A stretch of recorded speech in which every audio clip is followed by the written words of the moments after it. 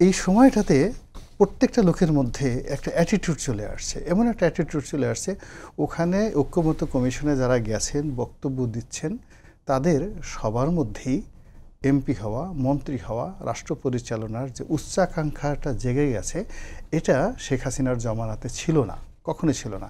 আর এই যে একটা আকাঙ্ক্ষা জন্ম নিয়েছে, এই আকাঙ্ক্ষাটা আপনি দূর করাতে পারবেন না শক্তি প্রয়োগ ছাড়া।